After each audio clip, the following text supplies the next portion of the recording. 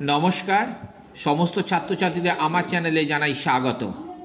যারা 2025 সালে মাধ্যমিক পরীক্ষা দেবে তাদের জন্য তোমরা তো এবিটিএ টেস্ট পেপারটা করছো, তার পাশাপাশি WBH অর্থাৎ ওয়েস্ট বেঙ্গল হেডমাস্টার্স অ্যাসোসিয়েশনের যে টেস্ট পেপারটা বেরিয়েছে অবশ্যই তার পাশাপাশি তোমরা কিন্তু এইগুলো করবে 2025-এর।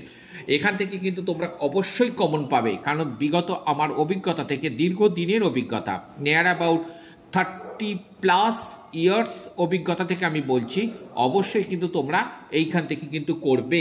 হয়তো এই টেস্ট পেপারটা বেশি দিন ছিল না, তা তোমরা হয়তো প্রশ্ন জানতে হবে তাহলে আপনি 30 বছরের অভিজ্ঞতা বলছেন কী করে। না, এখান থেকে কিন্তু পড়বেই। আমি বিগত কয়েক বছর ধরে কিন্তু দেখছি। তা চলে এসো, আজ আমি তোমাদের কাছে যে এই চ্যাপ্টারটা নিয়ে, আজকে যে বিষয়টা নিয়ে আমরা আলোচনা করব সেটা হচ্ছে ইতিহাস।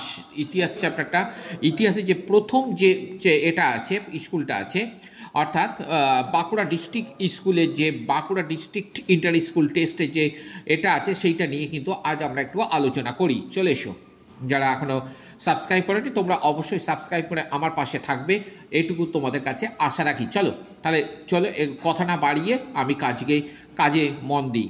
নবান্ন নাটকের রচয়িতা উৎপল দত্ত, সুরেন্দ্র বিনোদিনী, বিজন ভট্টাচার্য, রজনীকান্ত সেন। আমরা কিন্তু সবাই জানি কি বিজন ভট্টাচার্য। দাদা সাহেব ফালকে পুরস্কার দেওয়া হয় যে বিশেষ ক্ষেত্রে পারদর্শিতার জন্য, তা হলো আমরা জানি সিনেমা।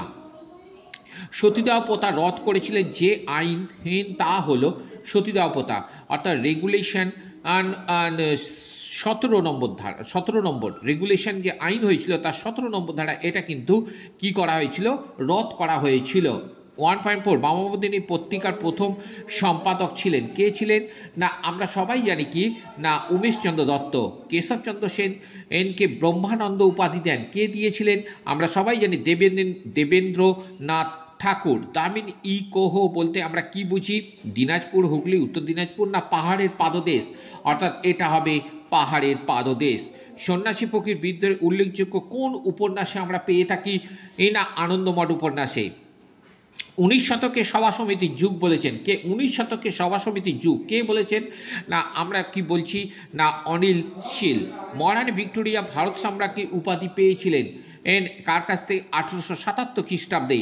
নব্যবঙ্গ চিত্রকলার পথিকৃৎ কে ছিলেন, 1.10 যে অপশান খ আছে, অর্থাৎ অবনীন্দ্রনাথ ঠাকুর।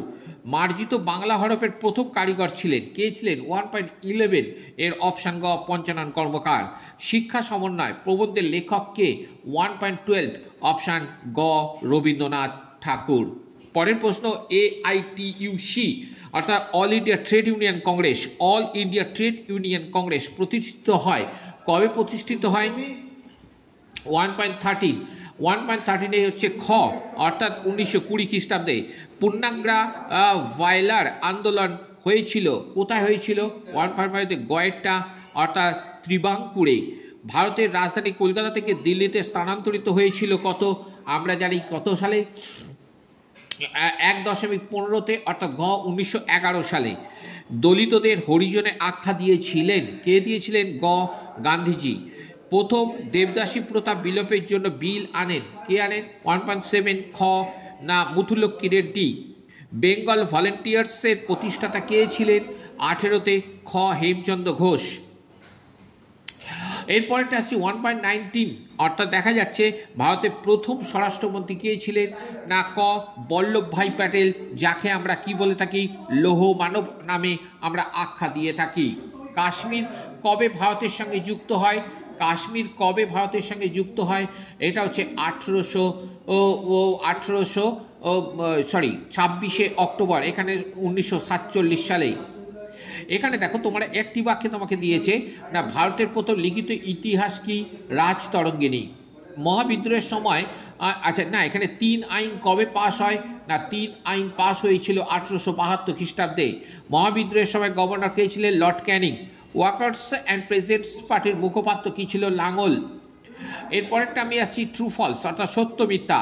দীনবন্ধু মিত্র ইংরেজি নীলদর্প নাটক রচনা করেছিলেন, ভুল। 2.2 অর্থাৎ চাঁদ ও ভৈরব ছিলেন সাঁওতাল বিদ্রোহের দুজন নেতা, কথাটা ঠিক। 2.2.3 শান্তিনিকেতনের আশ্রম প্রথম তৈরি করেছিলেন রবীন্দ্রনাথ ঠাকুর, কথাটা ভুল।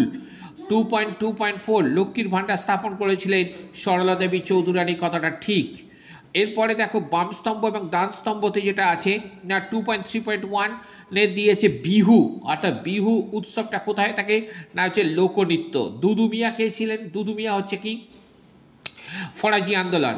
অচলায়তন কি ছিল না অচলায়তন ছিল রবীন্দ্রনাথ ঠাকুর, আর মতুয়া মহাসংঘ ছিল কি না গুরুচাঁদ ঠাকুর। এরপরে দেখো তোমাদের উপবিভাগে দিয়েছে, তার সঙ্গে কিছু বিবৃতি দিয়েছে, যে বিবৃতিগুলো ঠিক অর্থাৎ ব্যাখ্যা বিবৃতি দিয়েছে, সেই ব্যাখ্যা 3টে করে দিয়েছে, যে ব্যাখ্যাগুলো ঠিক সেটা আমি বলে দিচ্ছি। আচ্ছা 2.5.1 যে বিবৃতি আছে নব্যবঙ্গ আন্দোলন ব্যর্থ হয়েছিল, এটাও কিন্তু হবে ব্যাখ্যা 2, অর্থাৎ এই আন্দোলনের শহরে কিছু শিক্ষিত ব্যক্তিদের মধ্যে সীমাবদ্ধ ছিল। পরের ব্যাখ্যা 2 নম্বরটা কি দিয়েছে? 19 শতকে সভা সমিতির যুগ বলেছেন। কে দিচ্ছে না 19 শতকে ভারতের বিভিন্ন অঞ্চলে বেশ কিছু রাজনৈতিক সংগঠন রাজনৈতিক প্রতিষ্ঠান গড়ে উঠেছিল। বিবৃতি 3 1905 খ্রিস্টাব্দে লর্ড কার্জন বঙ্গভঙ্গ করেছিলেন। কিসের জন্য বঙ্গভঙ্গ করেছিলেন না ভারতীয় আন্দোলনকে দুর্বল করার জন্যে। পরের বিবৃতিটা কি ছিল? দলিতদের সব দাবিগুলি গান্ধীজি মেনে নেননি, ব্যাখ্যা 2, অর্থাৎ কিছু দাবি জাতিভেদের ভিত্তিতে সহায়তা করবে। অর্থাৎ এই পর্যন্ত তোমার দিলাম।